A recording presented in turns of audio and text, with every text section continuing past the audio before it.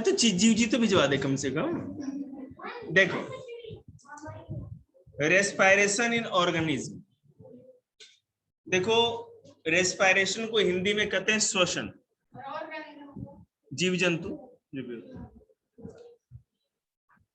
अब ये जो बात हो रही है पेड़ माने कि जीव जंतुओं के बारे में हो रही है, सांस लेना और श्वसन मतलब ब्रीदिंग और रेस्पायरेशन में बहुत ज्यादा अंतर है।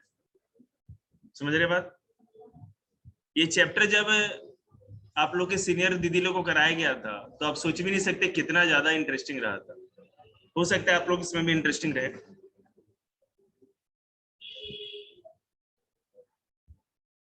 आखिर रेस्पायरेशन होता क्या है, हमें इसकी जरूरत क्या है? हमारे बॉडी का कोई भी ऐसा फंक्शन नहीं है जिसके बिना हम लोग जी सकते हैं। वो चीज अगर कोई भी चीज अगर खराब हो गई या कोई दिक्कत हो गया तो फिर हमारा काम खराब हो जाएगा।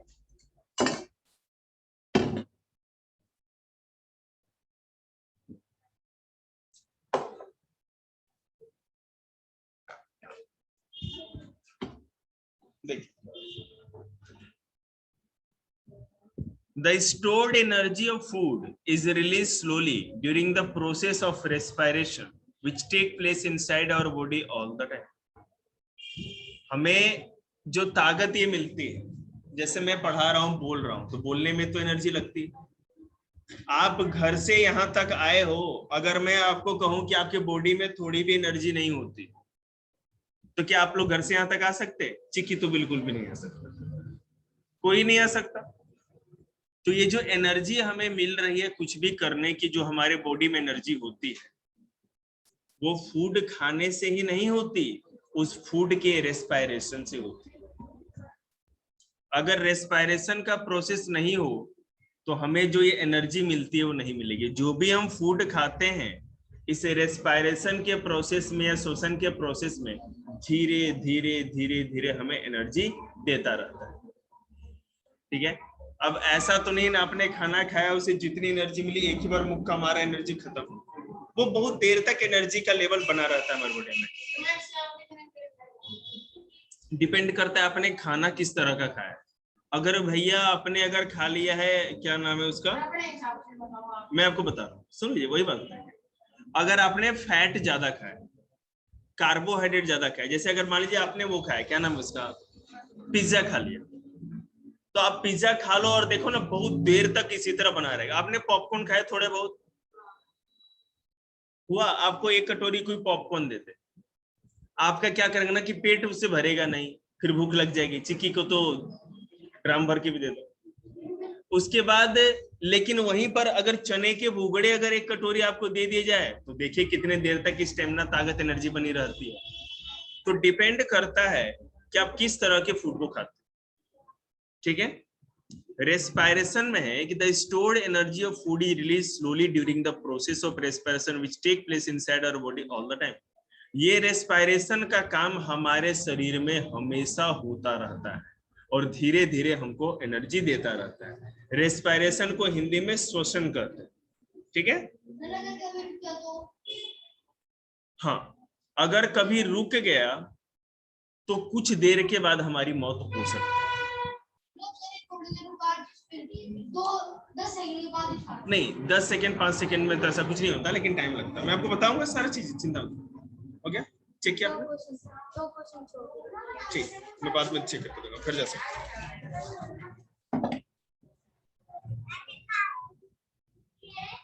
देखिएगा, it is not only the human being who need energy. आपको पता है कि केवल इंसान जा सकते हैं, इंसान या एनिमल ही ऐसे नहीं होते हैं जिनको केवल एनर्जी की जरूरत पड़ती है। आपको पता है all other animals and plants also require energy. जितने भी इंसानों को छोड़ के ह्यूमंस के अलावा जो भी जीव जंतु हैं या जितने भी प्लांट्स होते हैं उनको भी एनर्जी की जरूरत होती है। तुम्हें ज्यादा एनर्जी चाहिए क्या? आराम से बैठो ना। देखिएगा, all the organism plant and animal, जो भी लिविंग बीइंग, प्लांट और एनिमल को छोड़ के और तो कोई जीवित होता नहीं, यही दो चीज होते हैं। अब पेड़ क्या कहते हैं, ये लकड़ी मोबाइल लैपटॉप ये तो जिंदा नहीं है ना। तो जितने भी लिविंग ऑर्गेनिज्म होते हैं उनको एनर्जी जरूरत होती है, क्योंकि उनको अलग अलग तरह के काम करने हैं। काम तो करना है, वर्क जो भी होगा बिना एनर्जी का नहीं हो सकता। ये बल्ब जल रहा है तो इसे भी एनर्जी तो चाहिए ना, एनर्जी का तो चाहिए। This energy is obtained by the breakdown of digested food during the process of respiration. हम जो खाना खाते हैं, जो भी फूड खाते हैं, पहला काम क्या होता है उसका, डाइजेशन का, वो पच जाता है। ठीक है, तो पचने के बाद भी वो ऐसा नहीं होता कि पच गया हमें ताकत मिल गई। पचने के बाद भी वो जो डाइजेस्टेड फूड होता है वो और भी छोटे छोटे टुकड़ों में टूटेगा, ब्रेकडाउन होगा, और भी छोटे छोटे हिस्से होंगे, तभी उसके अंदर से एनर्जी निकलेगी। तो डाइजेस्टेड फूड का ब्रेकडाउन होना या टूटना, और उस टूटने से एनर्जी मिलना ही रेस्पिरेशन कहलाता है या श्वसन कहलाता है। डाइजेस्टेड फूड का ब्रेक डाउन होना या टूटना ही रेस्पिरेशन, और इस प्रोसेस में हमको एनर्जी मिलती है। अब देखिए होता कैसे है, पूरा का पूरा सिस्टम आपको बताएंगे। The process of releasing energy from food is called respiration. Digested food के ब्रेक डाउन होने से, अरे समझ, या टूटने से, जैसे मान लो तुमने एक बर्गर चर लिया, बर्गर चरने के बाद वो पचेगा, और पचने के बाद उस पचे हुए बर्गर से जो आपको एनर्जी मिल रही है, ठीक है। आपने ऐसा देखा क्या, बर्गर मुंह में डालते ही सकती दारा सिंह बन गए? अरे टाइम तो लगता है ना उसको, सुबह में उठते हैं, है ना, ऐसे जैसे लगता है हाथ पांव में शक्ति नहीं, एकदम उठाएंगे फिर धम से गिर जाएंगे, फिर उठाएंगे, इस तरह उठेंगे 10 बार गिरेंगे, फिर है ना उड़ता उड़ता रैप्टा लगेगा, फिर कति खड़े हो गए। फिर हम लोग को ब्रेकफास्ट मिलता है, ठीक है। तो ब्रेकफास्ट के टेबल पे अगर मनपसंद की चीज हो, अगर मान लीजिए सर्दियां हो, आलू के पराठे वराठे टाइप की चीज मिल गई, अब वही चपाती सब्जी मिल गई, तो मुंह है ना क्या कहते हैं, तो क्या खाते हैं, गोबर। हम तो चपाती खाते हैं भैया, आप गोबर खाते होंगे। आप अभी बैल हो ना, अभी इंसान बनने में टाइम है। सुनो मेरी बात, देखिए चपाती खाते हैं, अरे चपाती ना हुआ जैसे लग रहा है कि वो क्या परमाणु बम हो गया जो खा लोगे तो फट जाओगे। वो तो मैं खाता है ना। देखिए मेरी बात सुनिए, मैं आपको एक तरीका बता दूं, जो डाइट चार्ट जिस तरह बोलता है, आयुर्वेद जो कहता है कि हमें अपने सुबह की शुरुआत जो ब्रेकफास्ट होता है उसमें अधिकतर जूस पीना चाहिए, मतलब फल, कोई भी फल आप खा सकते हैं। अगर आप फल खाते हो तो आपकी सेहत के लिए सबसे अच्छा होता है मॉर्निंग में जो। और आपको पता है कि जो आपका ब्रेकफास्ट, हम लोग ब्रेकफास्ट में क्या करते हैं, 1 गिलास दूध ले लिया, 2 पार्ले जी शहीद कर दी, या 3-4 ओरियो शहीद कर दिया, तो समझते हैं ये हमारा ब्रेकफास्ट है। वो ब्रेकफास्ट नहीं है, ये जो आपका स्ट्रक्चर है ना, ये उसी की देन। हमें मॉर्निंग में प्योर कार्बोहाइड्रेट खाना चाहिए, ज्यादा से ज्यादा कार्बोहाइड्रेट, ठीक है। आप मॉर्निंग में ब्रेकफास्ट मतलब 12 बजे दोपहर से पहले जो भी आपका ब्रेकफास्ट होता है, उसमें सबसे अधिक एनर्जी वाला, मतलब कि कार्बोहाइड्रेट वाला आपको खाना खाना चाहिए, जिसमें चपाती और राइस से तो अच्छा कुछ हो ही नहीं सकता, ठीक है। आप इस प्रोटीन चने खा सकते हैं, जो भी जिससे ज्यादा कार्बोहाइड्रेट मिलता है, क्योंकि हम जब दिन की शुरुआत करते हैं तो कुल्ला उल्ला ब्रश व्रश करके फिर सो नहीं जाते, आपका पता नहीं, हम लोग तो सोते नहीं है, फिर हम लोग को क्या करना होता है, काम करना होता है। सुबह उठने के बाद दिन की शुरुआत क्या होती है, किसान खेतों पे काम करने जाएंगे, मम्मी पापा ड्यूटी पे जाएंगे। ऐसा तो नहीं है ना कि मम्मी पापा ने कार निकाली और घुमा के फिर लगा दी और फिर जाके सो गए ब्रेकफास्ट करके, ऐसा होता है कभी? नहीं होता। तो ब्रेकफास्ट में आप लोगों को डाइट सबसे अधिक लेना चाहिए। क्यों लेना चाहिए वो बता, अगर आप ब्रेकफास्ट में डाइट कम लोगे तो जैसे ही 11 से 11 बजने लगेगा आपको बहुत तेज की भूख लगने लगेगी, ठीक है। अब तेज की भूख लगेगी तो लंच में क्या करेंगे, डाल दो भाई, टंकी भर लो। फिर ब्रेकफास्ट में आप जितना खाते हो उसका आधा या आधा से थोड़ा सा ही ज्यादा आपको लंच में खाना चाहिए, तब तो ब्रेकफास्ट में इतना तो ठूसेंगे ना ताकि अच्छे तरह से खाएंगे। लंच में जितना आप खाते हैं उसका आधा खाना आपको डिनर में खाना चाहिए, डिनर में बिल्कुल कम।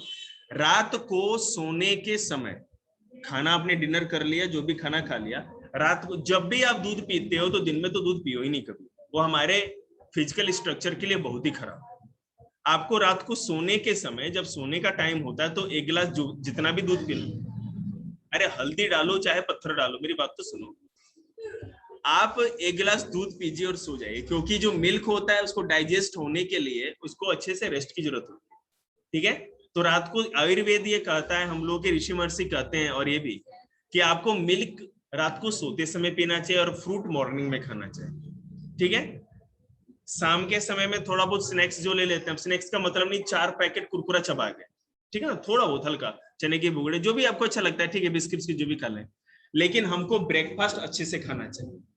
अब देखो ये मम्मी लोग की दिक्कत है, मम्मी लोग को जैसे टाइम नहीं मिलता तो मम्मी कहती है इधर आ, ले 1 गिलास दूध, 2 पार्ले जी चर्चा, ठीक है। ये अच्छा नहीं है। आपको मॉर्निंग में ही पराठे खाओ, चपाती खाओ, घी खाओ, बटर खाओ। अगर मॉर्निंग में खाते हो तो पूरे दिन आप वर्क करोगे, आपका फिजिकल स्ट्रक्चर अच्छा रहेगा और पूरा का पूरा कंज्यूम होगा पूरे दिन का, ठीक है। अब दिन भर तो आपने कभी पार्ले जी चबा ली, कभी नेपाली की चाउमीन चबा ली, इस तरह खाते रहे, कभी बर्गर आ गया, कभी पिज्जा आ गया, ठीक है, और कोई नहीं देख रहा है तो 4 कुरकुरा भी खींच गए, तो अब आपका पेट तो भरा है, लेकिन वो ऐसे कूड़ों से भरा हुआ है कि अब आपके पेट में जगह नहीं। फिर भी एक दिमाग में बना है ना, रात को बिना खाए सोएंगे, कहीं चक्कर आ गया तो रात को सोते समय 10 रोटी भी दबा। तो ये कोई तरीका नहीं है खाने का। खाने का तरीका होता है ब्रेकफास्ट में सबसे अधिक खाना चाहिए। मैंने आपको साइंटिफिकली बता दिया क्यों खाना चाहिए। अगर ब्रेकफास्ट करने के बाद आपको भूख लग रही है, इसका मतलब आपने ब्रेकफास्ट अच्छी तरह से नहीं किया है, या ब्रेकफास्ट में ऐसी चीजें खाई हैं जो कि कमजोर चीजें थी। आपको ज्यादा से ज्यादा एनर्जेटिक चीजें खानी चाहिए। बोलिए क्या हुआ? अब तुमको मौका दिया, पूछो, तब क्या दिक्कत? ठीक है, मैं कह रहा था कि उस टाइम क्या रहा था, उस टाइम था ऐसे होते ना क्या कहते हैं इसको, क्या? The process of respiration involves taking in oxygen into the cell, using it for releasing energy by burning food, and then eliminating the waste product, carbon dioxide and water from the body. मैंने आप लोग को पहले पता नहीं कितनी बार भी ये बता रखा है कि हमारा जो ह्यूमन बॉडी होता है, कोई भी एनिमल या कोई भी प्लांट सेल से बना होता है। छोटे छोटे जो हिस्से होते हैं उनको सेल कहा जाता है, हिंदी में कोशिका का, ठीक है। हमारा जो सेल, ह्यूमन सेल या एनिमल सेल जो भी है, प्लांट सेल, ये 90% वाटर होता है, इसमें मैक्सिमम अमाउंट ऑफ केवल वाटर का बना होता है।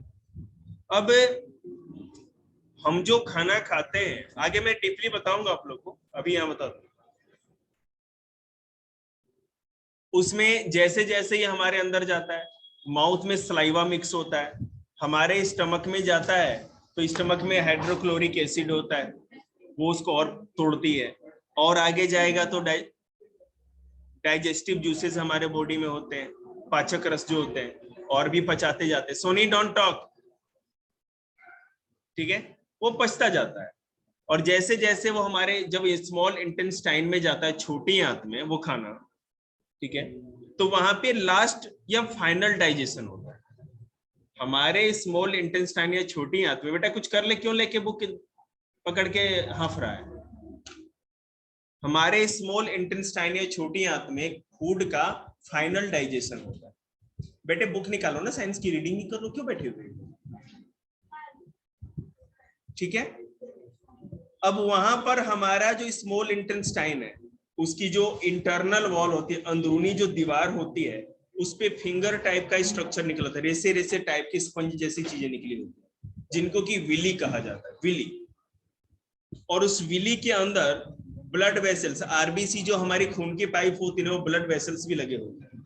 तो जो भी हम खाना खाते हैं, आप कुछ भी खाओ, कुछ भी, जो भी आप डाइट लेते हो, खाना जो जब लास्ट में पच जाता है तो उसे एक रस निकलता है लिक्विड की तरह में, जिसको कि ग्लूकोज कहते हैं, ठीक है। लास्ट डाइजेस्टिव फूड जो होता है, उसका जो लास्ट हमारे यूज का काम का चीज होता है, वो केवल ग्लूकोज ही रह जाता है। वो हमारे ब्लड में वहां मिक्स हो जाता है।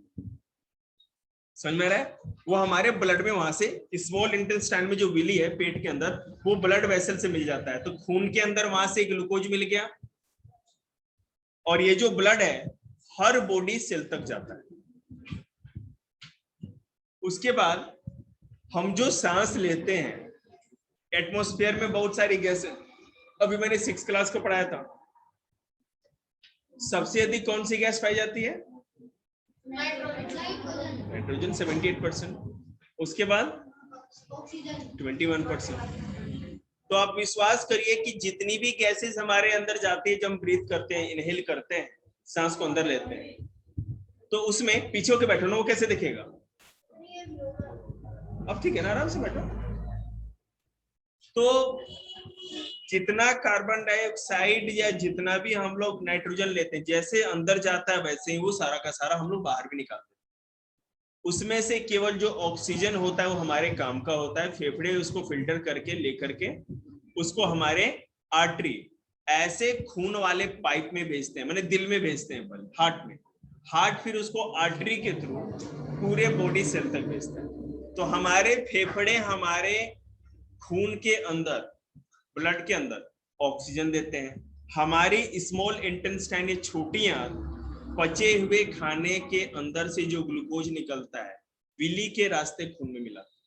तो छोटी आंत से या स्मॉल इंटेस्टाइन से ग्लूकोज, और फेफड़ों से ऑक्सीजन। ये दो चीज समझ में आ गया? तो ग्लूकोज और ऑक्सीजन ब्लड में मिल जाता है।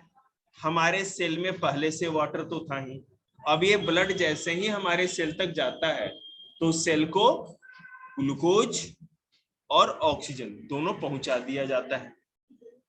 अब जैसे ही ये तीनों चीज हमारे सेल में पहुंचती है, तो जो डाइजेस्टेड फूड था, जो ग्लूकोज था, जो हमारे बॉडी सेल तक गया था खून के रास्ते, वो फिर टूटता है, ग्लूकोज दोबारा टूटता है।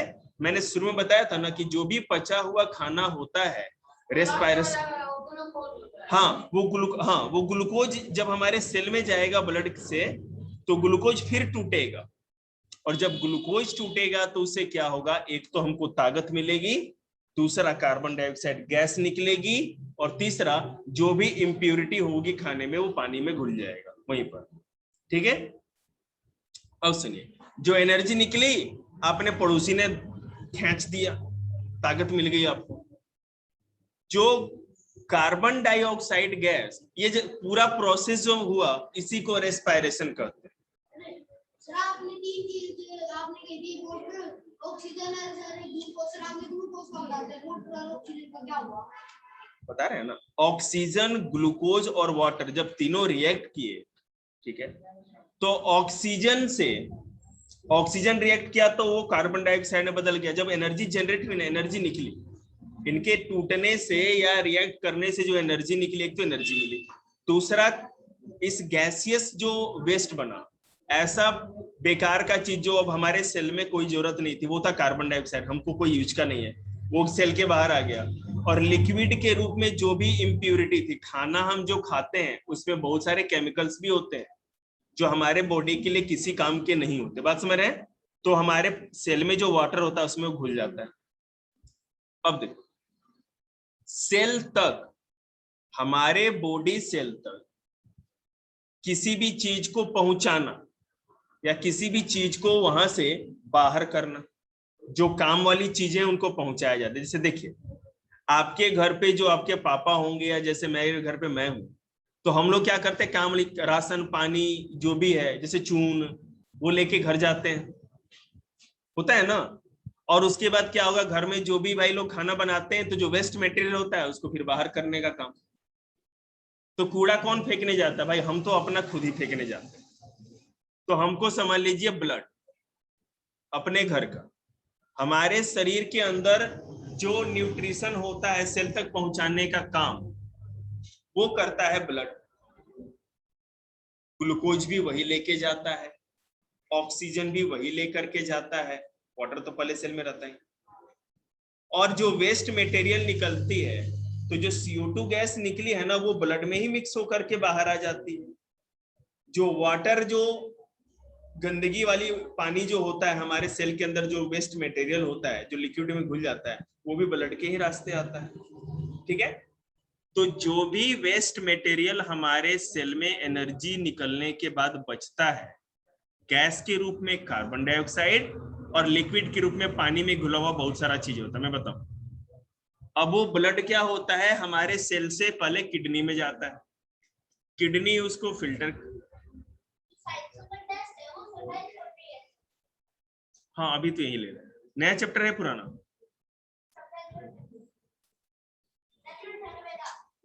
हाँ तो ठीक है, कोई नहीं, वेरी शॉर्ट ही रखेंगे। तो अब वो चीज, ऐसा ब्लड जो सेल से निकल करके आता है, सेल की सारी गंदगी लेके आता है, आर्टरी, हार्ट में हमारे शरीर में 3 तरह के खून के पाइप होते हैं, ब्लड वेसल्स होते हैं, आर्टरी, वेन्स और कैपिलरी। आर्टरी क्या काम करती है कि हमारे हार्ट के साथ लगी होती, दिल के साथ, और ये केवल ऑक्सीजन वाला खून सेल तक पहुंचाती है, इसमें केवल ऑक्सीजन वाला ब्लड चलता है। जो वेन्स होता है वो सेल से गंदे चीजों को किडनी और किडनी से फिर हमारे लंग्स तक लेके आने का काम करता है। वेन्स, आप ऐसे हाथ देखोगे तो ये नीले नीले कलर का भी आपको है ना नसें दिखेंगे, ये होता है वेन्स। और आर्टरी थोड़ा और अंदर गहराई पे होता है, ठीक है, जिसमें कि बिल्कुल प्योर ब्लड चलता है। अगर वो उसमें नीला कलर दिख रहा है मतलब वो कार्बन डाइऑक्साइड के चलते हो रहा है, ठीक है।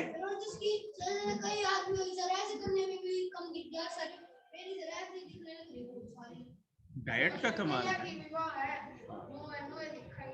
ये कोई टैलेंट नहीं है, नस तो नस होता है, जो ज्यादा काम करते हैं उनकी और भी नसें अच्छी से सामने आती हैं। तो कुछ भी नहीं करता ना, इसीलिए आ गई वो उतनी, उसको नशे नहीं करते हैं। किसी आदमी के देखोगे ना, हम लोग भी कम काम करते हैं भाई, फिजिकल वर्क, मतलब अब खेतों पे काम करने वाला, हाँ देखते हैं ना, सारी नसें आ जाती हैं। ये चल कोई बात नहीं, बॉडी बिल्डिंग ना करेंगे, सुनो ध्यान से, थोड़ा शांति बनाए रखिए। यहाँ पता नहीं, ये रजिस्टर यहीं पे है, सब लिखा का यहीं पे। कैसी बात करते, जिस दिन आए थे जिस दिन गए थे सब कुछ पता है इसका। देखिए, तो जो 3 तरह के ब्लड वेसल या पाइप होते हैं, आर्टरी हमारे हार्ट से साफ खून को, जिसमें साफ या प्योर ब्लड का मतलब होता है जिसमें केवल ऑक्सीजन, और इम्प्योर ब्लड का मतलब है सेल में खाना के पच जाने के बाद, एनर्जी निकल जाने के बाद, रेस्पिरेशन हो जाने के बाद जो कार्बन डाइऑक्साइड या लिक्विड मटेरियल, जो भी गंदगी खून में मिल करके बाहर निकलती है, वो वेन्स में होता है, उस ब्लड वेसल को वेन्स कहते हैं। वो वेन्स हमारे किडनी में जाता है, किडनी में क्या होता है कि इस ब्लड को फिल्टर किया जाता है, इसमें जो पानी होता है ब्लड के साथ मिल जाता है, जो कार्बन डाइऑक्साइड गैस होता है वेन्स को दे दिया जाता है, वो हार्ट हमारे लंग्स को पहुंचा देता है, और जो हमारे लंग्स को ये वेन्स कार्बन डाइऑक्साइड देता है वो यहीं से लंग्स, हम लोग लंग्स के द्वारा बाहर कर देते हैं, मतलब नोस्ट्रल के द्वारा बाहर हो जाता है, ठीक है। और फिर वो ब्लड यहाँ पर हमारे फेफड़ों में आता है, जो भी कार्बन डाइऑक्साइड मिला हुआ, तो वो फेफड़े क्या करेंगे, कार्बन डाइऑक्साइड बाहर कर देंगे। अब वो ब्लड में तो कुछ नहीं, और उस फिर ब्लड को ऑक्सीजन मिला करके फिर हमारे हार्ट को दे देता है, फिर आर्टरी के थ्रू वही चलता रहता है। किडनी क्या हुआ, क्या ले खुला है, तो गेम मत खेलने लगे इसमें।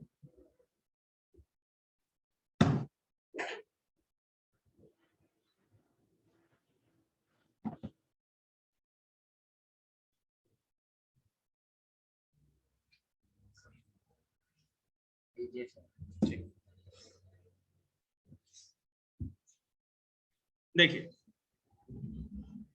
तो हमारे फेफड़े में जब ये CO2 वाला खून जाता है, कार्बन डाइऑक्साइड वाला, तो कार्बन डाइऑक्साइड हमारे फेफड़े उसको बाहर कर देते हैं, सांस छोड़ के देते हैं, बाहर निकल जाती है, और वो फिर ब्लड हमारे हार्ट को में चला जाता है, जहां से ऑक्सीजन से मिक्स हो जाती है।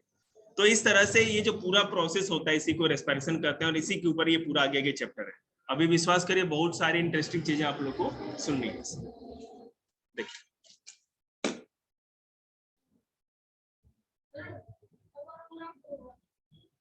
बेटे जब आगे हो ना ऐसे बीच के पीछे कर दिए भाई, अपना ही समझिए, अपना भाई समझिए, कोई दिक्कत ना है, चाहे तो मुंडी मरोड़ दिए इसकी। अरे ये क्या बनाया आपने, नया डिजाइन है। ठीक, कितने टोटल?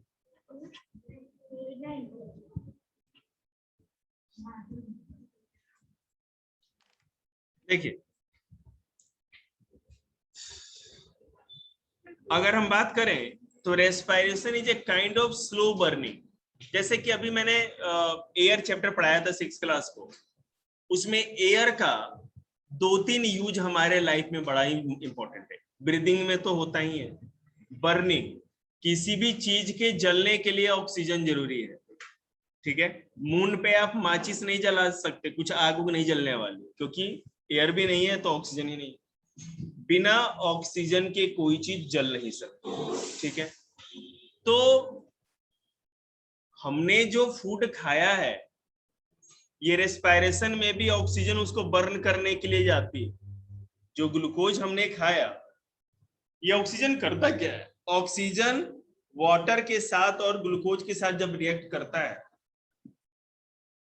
ठीक है, तो वो उसको बर्न करता है, धीरे धीरे उसको जलाता है। आपको अगर समझाने की मैं इस तरह कोशिश करूं, जो भी फूड हम खाते हैं उसको धीरे धीरे बर्न करता है तो उससे एनर्जी निकलती है और वो भी एनर्जी धीरे धीरे ही आती है, समझ रहे हैं? इसी को रेस्पिरेशन करते हैं। कोई भी खाने को पचने में 2-3 घंटे का टाइम तो लगता ही है, और डिपेंड करता है, अगर आपने पिज्जा खा लिया तो 3 दिन तक लेके पेट में घूमते रहिए, क्योंकि बेटा उसमें ज्यादा फैट होता है, ठीक है ना, तो फैट को डाइजेस्ट होने में टाइम भी तो ज्यादा लगता है ना। नहीं इनके नहीं होता, टैलेंटेड लोग के नहीं होता। एडिक्शन तुम एडिक्ट हो, कुछ लोग हैं जो झंडा बुलंद कर देंगे, है ना। कंझावले में सारी दुकानें ऐसे बच्चों के चलते चल रही हैं। कोई बात नहीं, तुम नहीं, सब लोग बचपन में ऐसे ही होते थे, ठीक है ना, ऐसे में तुम्हारी कोई दिक्कत नहीं है। छोटे बच्चे हर चीज है ना, एक तमन्ना रहती है कि दुखीराम ने भी देख लेते, अग्रवाल ने बीकानेर की भी छोड़ दिया, कान्हा स्वीट्स भी आज चखी ले, है ना, ऐसा तो चलते ही रहता है। लेकिन जैसे जैसे बड़े होते जाओगे ना, धीरे धीरे सब चीज धीरे धीरे खत्म होता जाएगा, क्योंकि उसके बाद है ना ये कमाने की जरूरत पड़ेगी। मेरी बुआ मेरी जैसी है, मेरे से ज्यादा। तो बुआ जी को कमाने की जरूरत नहीं है ना, फूफा जी अच्छा। हाँ तो बुआ जी बस खाती है तो काम भी तो करती होंगी ना, कुछ जॉब करती है, हाउस वाइफ है बस, ले तो फिर हो गया। फिर बुआ जी से कंपटीशन चल रहा है इसका, अरे अपना देखना भाई तू। चल ठीक है। In fact respiration a kind of slow burning of food at ordinary temperature to produce energy. यहाँ पे टेम्परेचर बहुत ही ऑर्डिनरी होता है, ऐसा नहीं है कि अब हम अपने सेल के पास है ना मसाल लेके जाएंगे, पेट्रोल छिड़क के आग लगा देंगे। बहुत ही नॉर्मल टेम्परेचर पे जो बॉडी टेम्परेचर होता है उसी पे ये फूड बर्न होता रहता है, हमें एनर्जी मिलते रहती है। जिसको जो भी समझ में नहीं आएगा अभी पूछते चलिएगा। यहाँ पे सर कहीं और नहीं, बस यहाँ पे ना सर गर्म सा होने लगता है, बहुत ज्यादा जलने सा लगता है। तो एसी में मारो कोई दिक्कत नहीं, बस एक दिन मम्मी जब ड्यूटी जाती है तो कार पे बैठ ही जाती है, हॉस्पिटल चला जा, फिर पता चल जाएगा, कुछ ना कुछ बता ही देंगे, कुछ दिक्कत होगी। ये जो तू खाता है ना ये उसका ताप चढ़ रहा है, पेट में तो ताप है ना तेरे, है ना। गिद्ध से भी ज्यादा हाइड्रोक्लोरिक एसिड लेके घूमने वाले बच्चे, कहीं ना कहीं तो ताप दिखेगा ना। क्यों, गिद्ध है तू तो फिर।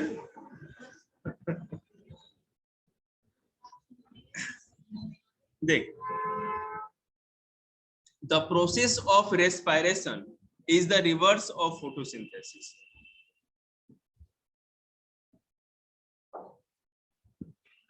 अब रेस्पिरेशन जो होता है एनिमल्स के अंदर, उसमें क्या होता है, हम लोग ऑक्सीजन को यूज करते हैं अपने रेस्पिरेशन के लिए, और कार्बन डाइऑक्साइड को बाहर निकालते हैं।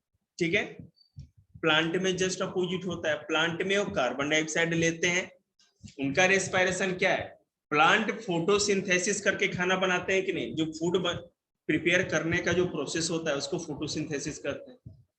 अब वो जो फूड बनाते हैं उसको फोटोसिंथेसिस कहा जाता है, और इस काम के लिए वो कार्बन डाइऑक्साइड लेते हैं और ऑक्सीजन को रिलीज करते हैं। तो प्लांट और एनिमल में जस्ट अपोजिट पैटर्न काम करता है रेस्पिरेशन। ठीक है, आगे देखिए। The process of respiration is a reverse of photosynthesis. This is because photosynthesis is the making of food by absorbing sunlight energy, whereas respiration is the breaking of food to release energy. इसमें एक चीज और भी उल्टा है, जब तक sunlight नहीं मिलेगी, सूरज की रोशनी अगर नहीं मिलती, सनलाइट नहीं मिलती है, तब तक तो फोटोसिंथेसिस नहीं होगा, प्लांट अपना खाना नहीं बना सकते। लेकिन हम लोगों को देखो, हम लोग क्या करते हैं, जब हम लोग फूड का पूरा रेस्पिरेशन कर लेते हैं तब एनर्जी निकलती है। प्लांट में एनर्जी मिलने के बाद फूड रेस्पिरेशन होता है, समझ रहे हैं ना। सूरज की रोशनी नहीं मिलेगी तो खाना नहीं बनेगा। और हम लोगों में क्या होता है कि हाँ खाना पच गया, रेस्पिरेशन हो गया, तब हमें एनर्जी मिली। कितना है? 3 आए हैं।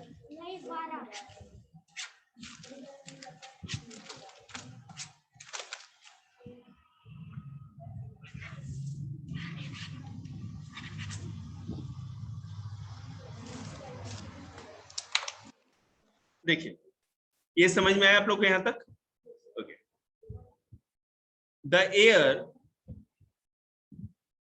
The air which we breathe in is transported to all the part of the body and ultimately to each cell of the body. In the cell, oxygen brings about the breakdown of glucose. The process of breakdown of food in the cell of the body, with the release of energy, is called respiration. ठीक है?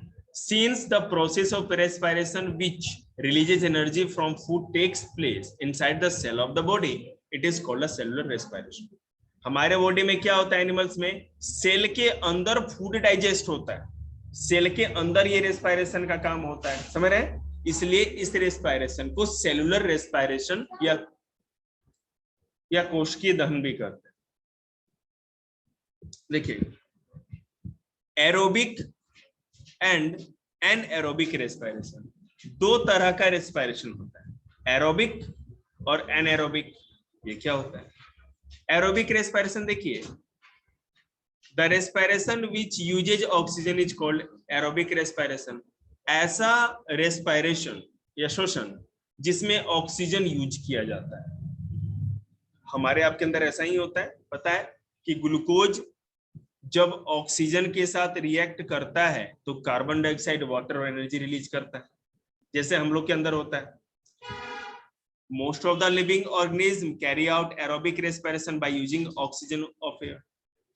ठीक है, हम लोग तो ऐसे ही करते हैं ना, एयर से ऑक्सीजन लेते हैं और उससे ग्लूकोज के साथ रिएक्ट होता है हमारे सेल में और हमें एनर्जी मिलती है। तो बिना ऑक्सीजन के तो नहीं हो सकता।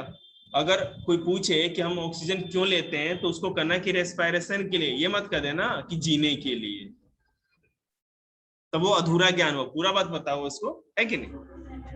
अब है तो आपका रेंज भी वहीं तक है ना, तो हम क्यों पूछे आपसे? हम, मेरा तो काम बताने वाला है ना, जब पूछते हैं तो क्या लिख के दे देते हैं आप लोग। ठीक है, तो मैं जो पढ़ाऊंगा ना अब आप लोगों का है ना, कुछ चमत्कारिक टेस्ट होंगे ऑन द स्पॉट। ठीक है, जितना मैं पढ़ा रहा हूं अभी बोलता जाऊंगा, देखते हैं कौन कौन लिख के क्या दिखा पाता है। ओके, अभी पता चल जाएगा किसको कितना पता है।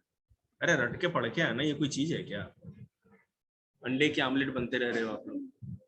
All the organisms which obtain energy by aerobic respiration cannot live without oxygen.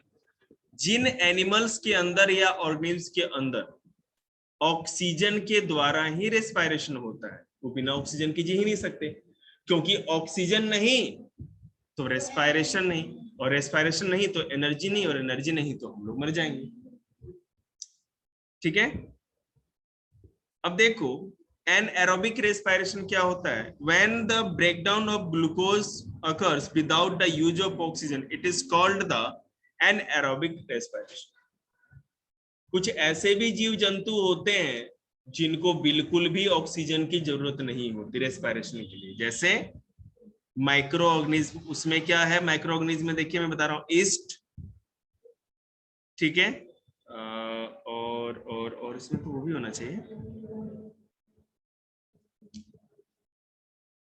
जब भी इस साइड है, मेरे सर के पास। अरे बताओ ना क्या हो, जल्दी भूमिका कम बनाओ। हो गया काम? अब ईमानदारी से क्या करो, तुम्हें इंग्लिश पढ़नी आती है? इसकी तो तुम पढ़ भी नहीं पाओगे, चक्कर आ जाएंगे। फिल कर दिया सब?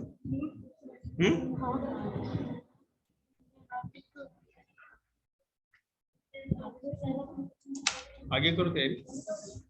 देखिए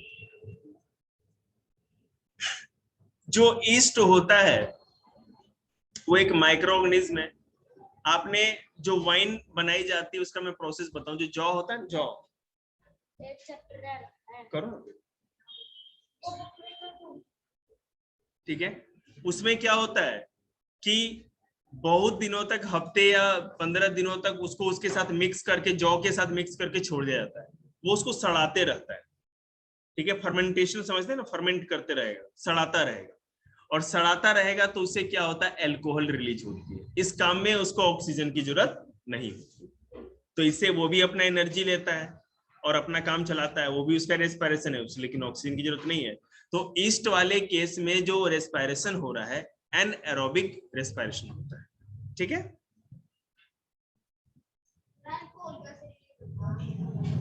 उस फूड के अंदर से ही वो अल्कोहल रिलीज होता है। जब उसको सड़ाता है ना, तो जो सड़ने से जो भी लिक्विड बन रही है उसी से अल्कोहल निकलता है।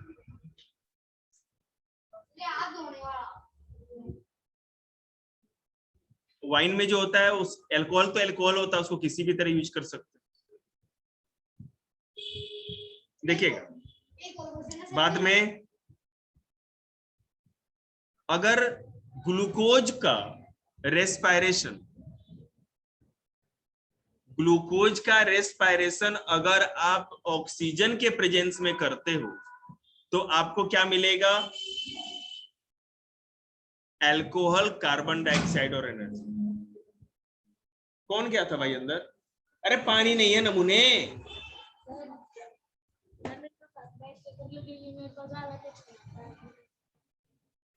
ठीक है, अगर आप ऑक्सीजन के एब्सेंस में करते, बिना ऑक्सीजन का अगर रेस्पिरेशन हो रहा है तो क्या बनेगा, अल्कोहल बनेगा, कार्बन डाइऑक्साइड और एनर्जी बनेगा। और अगर ऑक्सीजन के प्रेजेंस में कर रहे हैं तो कार्बन डाइऑक्साइड, वाटर और एनर्जी बनेगा। याद रखिएगा, आफ्टर रेस्पिरेशन अगर ऑक्सीजन यूज कर रहे थे पहले तो वाटर बन रहा था लिक्विड में, लेकिन बिना ऑक्सीजन के अगर रेस्पिरेशन कर रहे हैं तो वाटर की जगह अल्कोहल बन रहा है। बस यही चेंज होता है। क्लियर है? आगे देखिए, only a few living organisms carry out anaerobic respiration to obtain energy without using oxygen of air. Example of yeast and certain bacteria. कुछ बैक्टीरिया या जो ईस्ट होती है, जो माइक्रो ऑर्गेनिज्म है, यही एनाएरोबिक रेस्पिरेशन कर सकते, नहीं तो और नहीं कर सकते। ठीक है, अब मैं आपको ये भी बताऊं कि मोस्टली जो माइक्रो ऑर्गेनिज्म होते हैं, सूक्ष्म जीव, छोटे जीव, जैसे बैक्टीरिया, ईस्ट, ये सिंगल सेल्ड होते हैं, यूनिसेलुलर, एक सेल वाले। और हम लोग मल्टी सेलर है, मिलियंस ऑफ सेल्स है हम लोग के अंदर।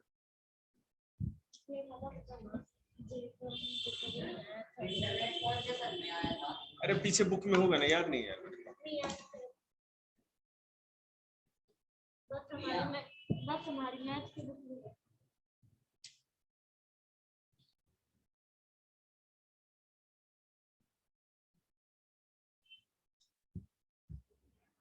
East is a single cell fungus. जैसा कि आपको पता है माइक्रो ऑर्गेनिज्म तो फंगस हो सकता है, फंगी जो होता है, बैक्टीरिया हो सकता है, वायरस हो सकता है, प्रोटोजोआ हो सकता है, एल्गी हो सकता है। तो यहाँ पर जो ईस्ट है ये एक फंगस का एग्जाम्पल है, बैक्टीरिया नहीं है, फंगस है। ये सिंगल सेल्ड होता है। Yeast is used to make alcoholic drinks such as wine and beer and bread. Bread को बनाने के लिए, वाइन या शराब बनाने के लिए, बियर बनाने के लिए इसका यूज किया जाता है। अब देखो, east respires anaerobically and during this process yeast converted glucose into alcohol. जौ, बैग निकाल के बैठ जाना आराम से, तुम भी पीछे उठो। जौ, गेहूं या कोई भी चीज को जब सड़ाया जाता है, अनाज को, तो आपको पता है कि उसके अंदर ग्लूकोज तो होता है। गेहूं की रोटी खाते हैं तो ग्लूकोज मिलता है ना, हमें कार्बोहाइड्रेट होता है। तो वो क्या करता है कि जब ईस्ट को उसमें हम छोड़ देते हैं तो वो एनारोबिकली रेस्पायरेशन करता है बिना ऑक्सीजन के। तो जब वो रेस्पायरेशन करता है तो क्या होता है, वो ग्लूकोज को अल्कोहल में बदल देता है। और हम लोग जब सांस लेते हैं, ऑक्सीजन लेते हैं, तो हम लोग ग्लूकोज को वाटर में बदल देते हैं। एनर्जी तो दोनों में निकल रही है, लिक्विड की बात कर रहे हैं। अब देखिए क्या हुआ, ईस्ट इज, अब इसको इंडस्ट्री में हम लोग यूज करते हैं। इसके लिए क्या किया जाता है,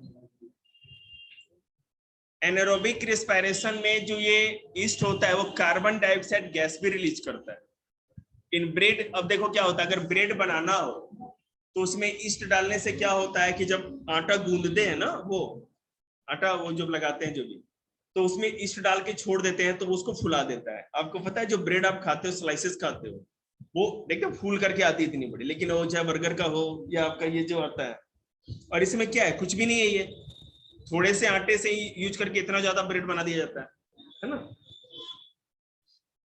तो ईस्ट का ही कमाल होता है। तो ब्रेड बनाने में, वाइन बनाने में ये होता है। तो ब्रेड का फूलना ईस्ट के कारण होता है, क्योंकि ईस्ट जब उसमें प्रोसेस करती है, रेस्पिरेशन करती है, तो CO2 गैस रिलीज करती है। CO2 गैस के बाहर निकलने से वो चीज, आटा जो होता है वो फूल जाता है, ठीक है। और उसमें जो जौ वाला जो था, उसमें वाटर को क्या कर रहा था, वो क्या समझ, ग्लूकोज को अल्कोहल में कन्वर्ट कर दे रहा था। तो बियर या वाइन बनाने के लिए और ब्रेड बनाने में इसका बहुत ही अच्छा यूज है।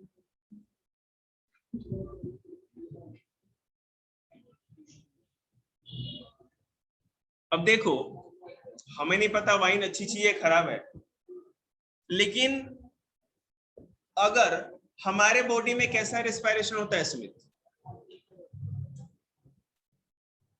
तू बता, मैं तो क्वेश्चन पूछा, हमारे बॉडी में कैसे रेस्पिरेशन होता है?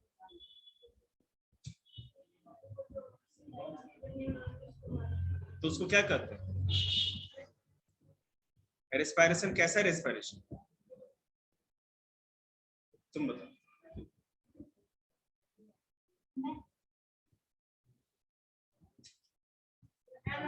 रुको ना भाई, रुको ना, तुम बताओ भाई बेटे, सजाद।